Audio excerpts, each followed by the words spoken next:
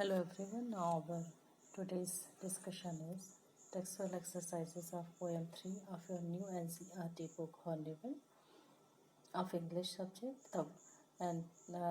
The topic is poem number 3, The Voice of the Rain, Varsha Ki Boli, written by Walt Whitman.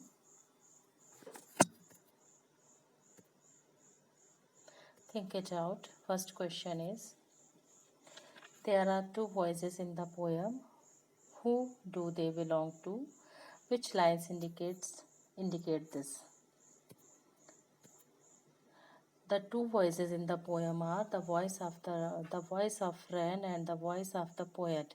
यहाँ पर जो the voice of the rain of के बाद the word use होगा, the voice of the rain and the voice of the poet. यहाँ पर दो लाइनें जो दो आवाज़ें जो यूज़ की गई हैं वह है बारिश की आवाज़ और कवि की आवाज़.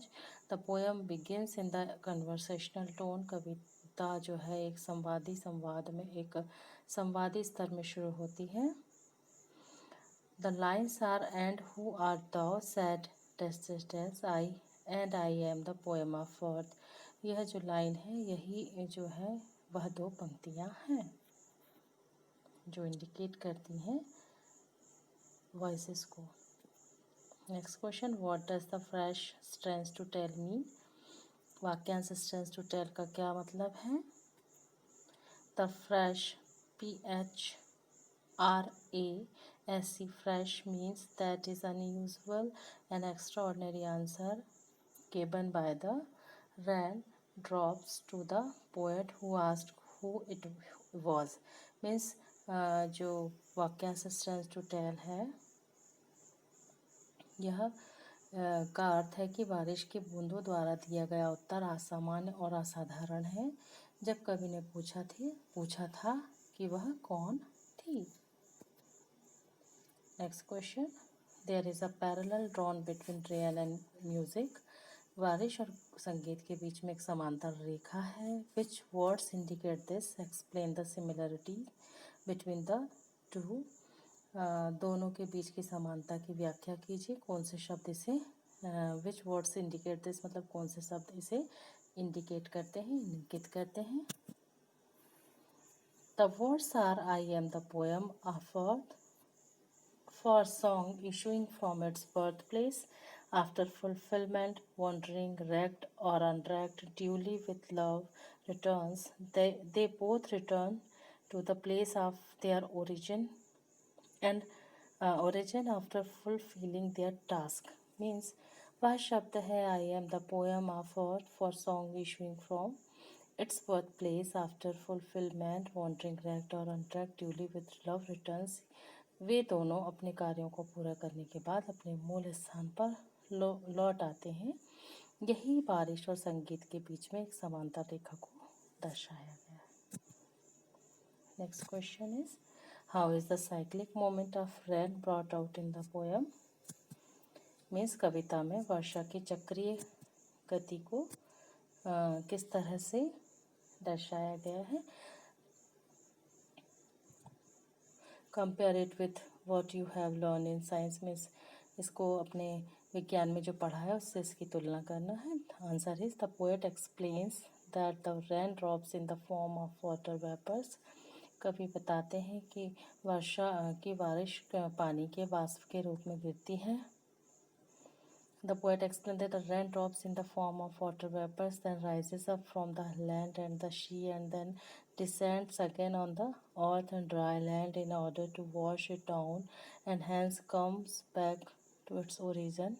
It is similar to the water cycle we have learned in science. Means कवि बताते हैं कि बारिश की पानी के वाष्प के रूप में ये गिरती है, फिर भूमि और समुद्र से ऊपर उठती है, फिर पुनः पृथ्वी और सूखी भूमि पर उसे धोने के लिए उतरती है. डिसेंड में उतरना. इस तरह वह पुनः अपने मूल स्थान पर वापस लौटती है. यह पानी के चक्र के समान है जिसे हमने विज्ञान में पढ़ा है. Next question is, Why are the last two lines put within brackets? आखिरी की दो लाइनें जो कविता में है उन्हें पंक्तियों को कोष्टक में क्यों रखा गया है.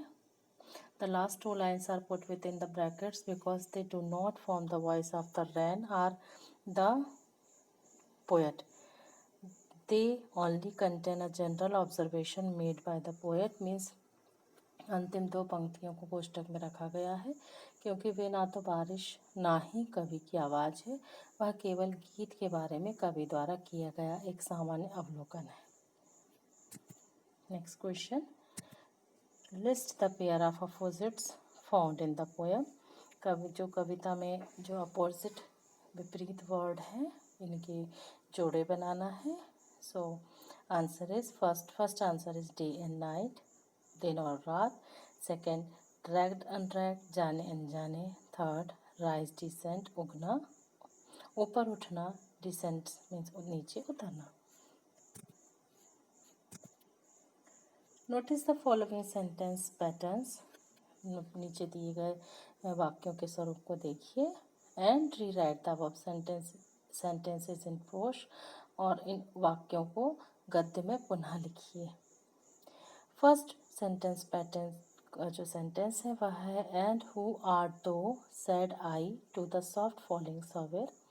इसका जो गद्य या प्रोज के फॉर्म में हमने जो आंसर लिखा है, answer is I inquired from the soft falling rain about its identity. और तुम कौन हो, सेड आई मतलब मैंने पूछा, to the first soft falling पहली गिरती हुई नरम बौछार से। यह कवि की first line of the poem है। इसका जो हमने प्रोज का डिस्क्रिप्शन दिया है, I inquired from the soft falling rain about its identity, मतलब यहाँ पर मैंने इसकी पहचान के बारे में नरम पड़ने वाली वर्षा से पूछताछ की। यह इसका आंसर होगा। Second sentence pattern is I am the poem of earth said the voice of the rain. मैं पृथ्वी की कविता हूँ, वर्षा की आवाज़ ने कहा। इसका जो प्रोज सेंटेंस फॉर्म है उसका आंसर होगा the voice of the rain introduced itself as the poem of earth.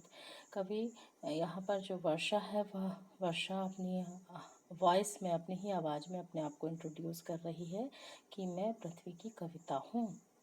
Eternal I rise, शाश्वतता में मैं उठती हूँ। इसको जो एक्सप्लेन किया गया है, it explained its upward movement towards the sky as eternal, मतलब इसने आकाश की ओर अपने ऊपर की गति को शाश्वत बताया है। मतलब वो इटरनल शाश्वत है, चलती है, अनंत है। ये यहाँ पर एक्सप्लेनेशन हुआ। Last sentence pattern word is last sentence pattern is for song duly with love returns. इसका जो प्रोस सेंटेंस हमने जो बनाया है, प्रोस के फॉर्म में जो सेंटेंस क्रिएट किया है, the poet says that like the natural cycle of the rain a song originates from the heart of the poet, travels to reach others, and after fulfilling its purpose returns to the poet with duly love. Means कवि ने यह बताया है अपनी इस line में कि वे जो है like this poet says that like the natural cycle of the rain, बिल्कुल वर्षा के जल चक्र की तरह a song originates from the heart of the poem. इसी प्रकार जो गीत है वह कवि के हृदय में ओरिजिनेट हो रहा है, उत्पन्न हो रहा है। ट्रेवल्स टू रीच अदर्स, और दूसरों के बीच में वह ट्रेवल कर रहा है। आफ्टर फुलफिलिंग इट्स पर्पस, और अपने इस पर्पस को पूर्ण करने के बाद returns to the poet with duly love, और अपने फिर से वह कवि के पास विधिवत प्रेम से वापस आ जा रहा है। So that's all of this lesson. I hope you like this video. If you like this video please like, share and subscribe my channel, ताकि मुझे भी आगे के वीडियो बनाने का हौसला मिलते रहे। Thank you for watching. Have a nice day.